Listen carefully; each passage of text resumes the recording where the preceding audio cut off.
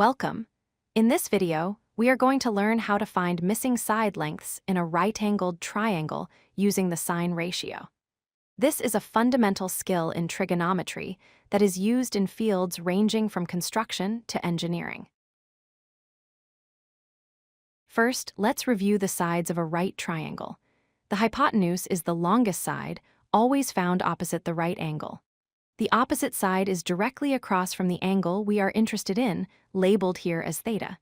The adjacent side is next to that angle. Today, we will focus specifically on the hypotenuse and the opposite side. The sine ratio connects an angle with two specific sides. It is defined as the length of the opposite side divided by the length of the hypotenuse. A helpful way to remember this is the acronym SOH, which stands for sine equals opposite over hypotenuse.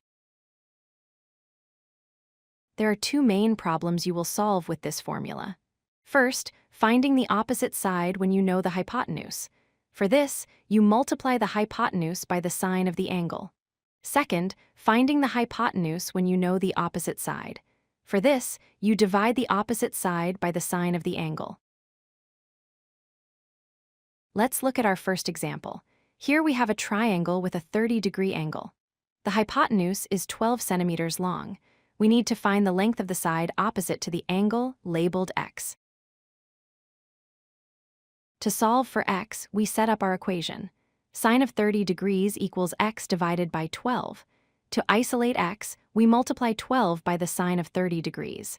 Since sine of 30 is 0.5, we multiply 12 by 0.5. This gives us a final answer of 6 centimeters. Now for a slightly different problem. In this triangle, we have a 45-degree angle. We know the opposite side is 10 meters long, but we don't know the hypotenuse, labeled y this time. Our unknown variable is in the denominator. We start with sine of 45 degrees equals 10 divided by y to solve for y.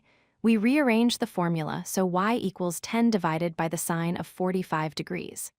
When we calculate this, we get approximately 14.14 meters. Let's apply this to the real world. Imagine a 6-meter ladder leaning against a wall. It forms a 70-degree angle with the ground. To find how high up the wall it reaches, we identify the ladder as the hypotenuse and the wall height as the opposite side. We would multiply 6 by the sine of 70 degrees.